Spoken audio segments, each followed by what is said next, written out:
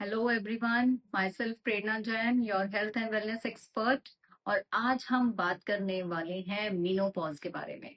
अचानक से फीमेल्स की लाइफ में 40 प्लस में बहुत सारे चेंजेस आ जाते हैं जिसकी वजह से वो बहुत परेशान रहती हैं।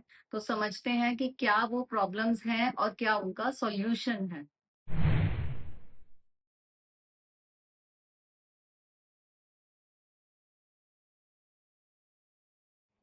मीनोपॉज एग्जैक्टली होता क्या है? मीनोपॉज मीन्स कि जब आपके मेंस्ट्रुअल साइकिल्स बंद हो जाते हैं in the age of 45 and 55। और ये कंप्लीटली नॉर्मल प्रोसेस है अगर ये इसी टाइम पीरियड में होता है। और ये एक तरह के सेंस ऑफ फ्रीडम भी देता है लेडीज को, जैसे कि अब हर महीने की साइकिल्स की टेंशन नहीं रहती।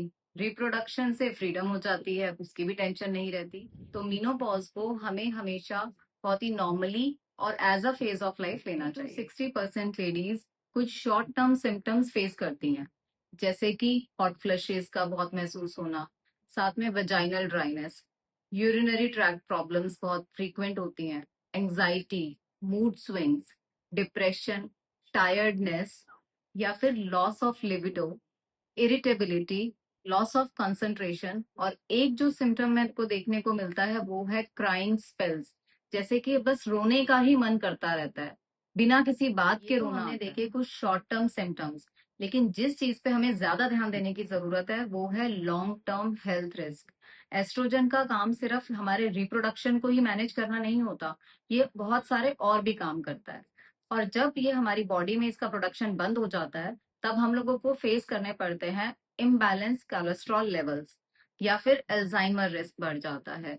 हमारी बॉडी में बोन्स की डेंसिटी कम हो जाती है, ऑस्टियोपेरोसिस के चांसेस ज्यादा बढ़ जाते हैं, हमारे वेट गेन होने लगता है। तो इन चीजों पर ध्यान देना बहुत ज्यादा जरूरी हो जाता है हमारे मीनोपॉजल पीरियड के बाद। हम लोगों को कुछ चेंजेस लाने की जरूरत है हमारे डेली रूटीन में।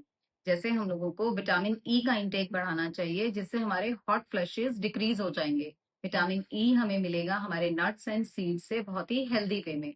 हम लोगों को अपने calcium levels, magnesium levels, phosphorus levels का भी बहुत ध्यान रखना चाहिए, जो कि हम लोगों को मिल सकता है रागी से, फिश से, और या फिर बहुत सारे डेयरी प्रोडक्ट से।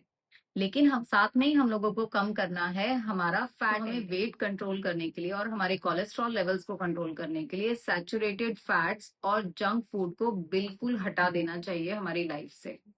और साथ में हमें एक्सरसाइज को बिल्कुल नहीं छोड़ना चाहिए। ये बिल्कुल नहीं सोचना चाहिए कि अब हमारी एज हो रही है तो हमने पहले एक्सरसाइज कर ली लेकिन अब हम छोड़ दें। Exercise is very important. साथ में एक बहुत बहुत इंपॉर्टेंट पॉइंट, जो रिसर्च में प्रूव हुआ है कि प्लांट्स में भी फाइटो एस्ट्रोजन्स होते हैं। उसका क्या मतलब है कि उनमें ऐसे केमिकल्स हैं जो एस्ट्रोजन का मिमिक होते हैं, और उसका टॉप सोर्स है सोयाबीन। तो आप सोयाबीन फ्लोर को अपने आटे में मिलाकर उसकी चपाती इंटेक कर सकते हैं, टोफू का इंटेक कर सकते हैं, सोया मिल्क का इंटेक कर सकते हैं, क्योंकि वो हमारी बॉडी में जो कमियां आई हैं एस्ट्रोजन के ना होने की उसको काफी हद तक कंट्रोल कर सकते हैं।